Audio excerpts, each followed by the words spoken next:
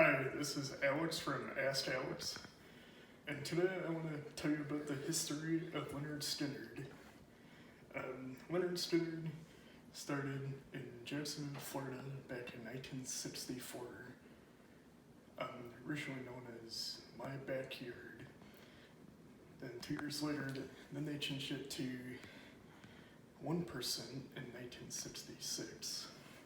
Then 3 years later, in 1969, they changed it to Lynyrd Skynyrd because a horrible teacher named Lynyrd Skynyrd would tease Gary Rossington and Alan Collins about his hair, and they were sick and tired of it.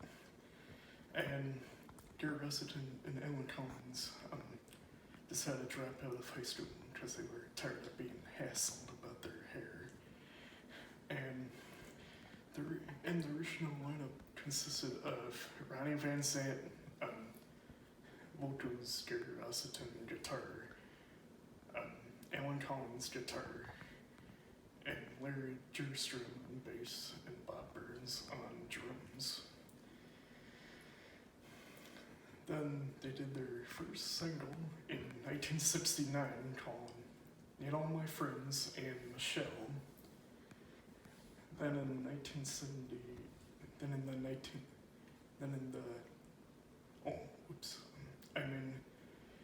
before they were practicing in Alan Collins' parents' house, then by the early 1970s, they started practicing in some house by the lake in Jacksonville, Florida, called the Hell House, and that's where they would practice and write songs.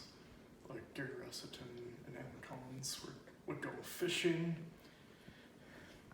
Then 2 years later, in 1972, they were recognized playing a show in Atlanta, Georgia, and they were signed by a record label called MCA Records. Then a year later, they did their first album, or self-titled, in 1973 called Lynyrd Skynyrd, and it had the singles like Freebird, Give Me 3 Steps, Tuesday's Gone, and Simple Man. Then in 1974, they did their second album called The Second Helping, and it had singles like Sweet Home Alabama, Call Me the Breeze, Swamp Music, Don't Ask Me No Questions, Working for MCA, and another one was The Needle and the Spoon. Then by 1975, Larry Jerstrom and Bob Burns both quit, and they were replaced by Liam Wilkerson and Ernest Pyle. Then they did a third album called Nothing Fancy, and they had the single Saturday Night Special.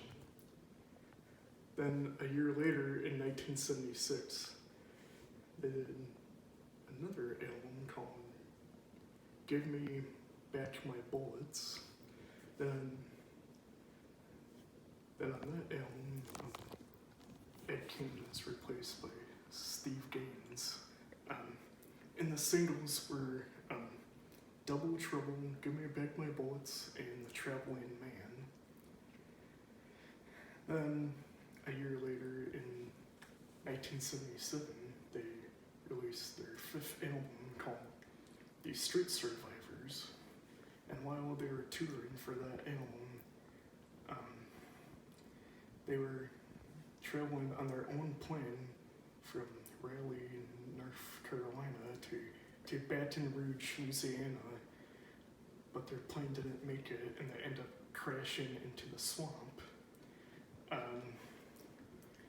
near Gillsbury, Mississippi. Ronnie Van Zant died. Steve and his sister Cassie Gaines died, and Dean Kilpatrick died, and the pilot and the co-pilot died. But the only one that was able to come clear their wreckage was Artemis Pyle, and he had to swim in the swamp. Then he climbed over barbed wire fences to a farmhouse, and the farmer thought Artemis Pyle was some crazy person, and he shot him with a shotgun. And Artemis Pyle was like, "What the heck are you doing?